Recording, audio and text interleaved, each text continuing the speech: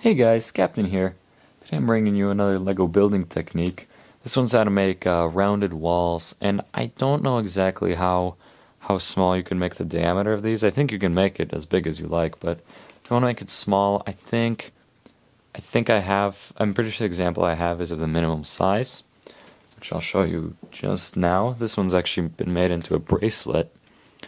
And it's been studded with gems, but ultimately this little clear band here is what we're going to be looking at how to make, because you can make nice rounded walls like this. You can make this for very nicely textured towers, and I'm sure you can find other uses for it, but ultimately towers are probably going to be like the best use for this. Maybe like small bits of wall somewhere, or like some kind of terrace, if you're building a house and doing lots of landscaping, this could come in very handy as well. So what you do, the nice thing about it is you only need two types of pieces. You need 1x2 plates and you need studs. So I'm going to pull these studs apart here real quick, and there might be other ways to make good rounded walls. Well, there almost certainly are, but with a combination of plates and studs. But I noticed that 1x2s work very, very well. 1x3s can work, but you might have to do a little more. You might have to insert some other pieces just to texture it well, because otherwise it might be a bit jagged, and higher than that, I don't really see much point in it. So, what you do is you basically layer these in a kind of alternating fashion. So you can see you can stack these up, and you have to do it with at least 3 layers. So with this demonstration, I'm only going to go for 3 layers. But basically, you have to alternate between studs and plates.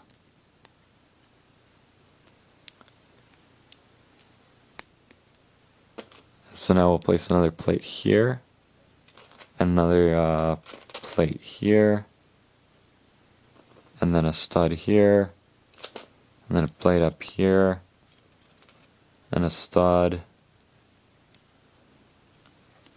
and a stud.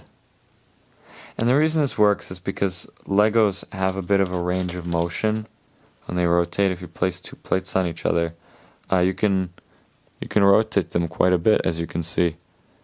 And when there's another plate there, that doesn't really exist anymore, because the other plate also has like a flat end. When you have a stud, this can rotate a bit, because there's some leeway with the stud being round. And that's precisely what we're using to make this technique work. So what you do when you've got a bunch of that, you start to slowly bend this inwards, and you get some kind of curvature. And that's how you make the rounded wall. And, you repeat that for a couple minutes, and you can get something like this.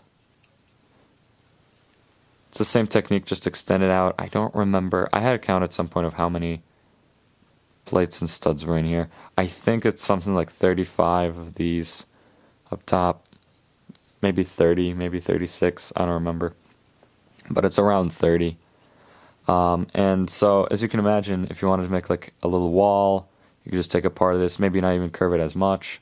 And you could layer it on some tiles, but you could have a couple jumper plates, just so maybe like the ends could be attached and tethered down, but like the rest would land on, lay on tiles, so it would be nice and smooth. And alternately, you could make like a big tower. I've seen people, that might actually be where I learned this technique, with big towers. So, anyways, I hope you liked this video. If you did, please rate, comment, subscribe, send this to your friends, check out my other ones, and I will see you guys next time.